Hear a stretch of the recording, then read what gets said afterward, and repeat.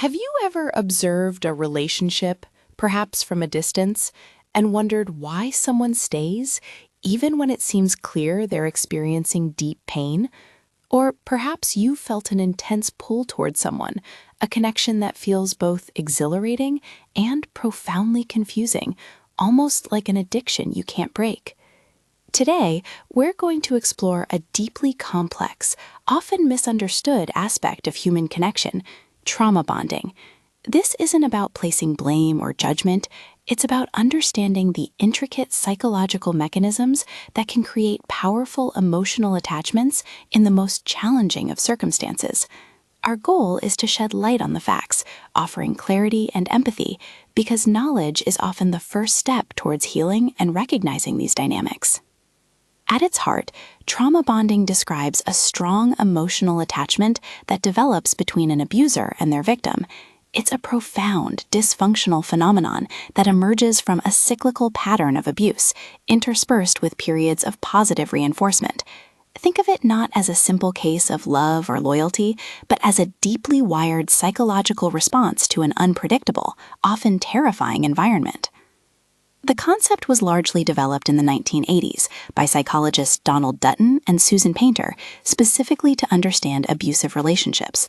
Later, Patrick Carnes expanded on this, describing these as dysfunctional attachments that occur in the presence of danger, shame, or exploitation. It's an emotional bond encompassing a bewildering mix of fear, loyalty, love, and dependency, all arising as a way the mind tries to make sense of and survive a chaotic reality. So, how does this bond form? There are three core mechanisms at play. The first, and arguably the most powerful, is intermittent reinforcement. Imagine a slot machine. You don't win every time, but those unpredictable, occasional payouts keep you pulling the lever, hoping for the next big win. In a trauma bond, the abuser alternates unpredictably between various forms of mistreatment, be it physical, verbal, emotional, or psychological, and periods of intense positive behaviors, like affection, kindness, gifts, or heartfelt promises of change. These good periods create hope, a desperate longing for things to return to how they could be, and they powerfully reinforce the victim's attachment. It's a powerful conditioning tool, far more effective than consistent negativity or consistent positivity in creating dependency. The second mechanism is a significant power imbalance. Trauma bonds thrive in relationships where one person exerts profound control over the other. This control can be financial, social, emotional, or even physical, leaving the victim feeling trapped and reliant. And third, the bond is rooted in unpredictability and terror. This constant state of walking on eggshells induces hypervigilance in the victim, always scanning for danger, always trying to anticipate the abuser's mood. It's a survival mechanism, but it ironically deepens the bond by keeping the victim utterly focused on the abuser. While every experience is unique, trauma bonding often follows a cyclical progression, moving through distinct phases. It often begins with what's known as love bombing. Here, the abuser overwhelms the victim with excessive adulation, attention, and gifts, creating an incredibly intense, almost dizzying initial connection. This stage lays a powerful foundation, making the victim feel cherished and deeply understood. Following this, the abuser works to build trust and dependency. This might involve isolating the victim from their support systems, friends, family, hobbies, or creating financial reliance. The victim starts to see the abuser as their sole source of comfort and stability, further eroding their independent sense of self. Then, the shift begins with criticism and devaluation. The abuser starts to chip away at the victim's self-esteem, often subtly at first, through constant critiques, put-downs, and belittling remarks. The victim, now hungry for the initial approval, yearns for the good person they first met, constantly trying to win back that adoration. As the cycle progresses, manipulation and gaslighting escalate. Psychological abuse becomes more prominent. Gaslighting, a particularly insidious tactic, makes the victim question their own reality, memories, and sanity. This reinforces their reliance on the abuser's narrative, creating deep confusion and a feeling that they can't trust their own judgment. They begin to internalize the abuser's criticisms, believing they are somehow at fault. Over time, the victim may enter a phase of resignation and giving up. Faced with constant conflict and the erosion of their self, they might adopt a fawn response, conceding to the abuser's demands to prevent further conflict and maintain any semblance of safety. This isn't compliance born of agreement, but of exhaustion and self-preservation. Ultimately, this can lead to a profound loss of self. The victim becomes deeply enmeshed and dependent, their identity, autonomy, and self-worth slowly dissolved. They might lose touch with who they were before the relationship, their thoughts and feelings dictated by the abuser's reactions. Finally, there's the stage of emotional enmeshment, or an addiction to the cycle. The victim becomes addicted to the intermittent positive reinforcement, desperately seeking those fleeting moments of kindness that remind them of the initial love bombing.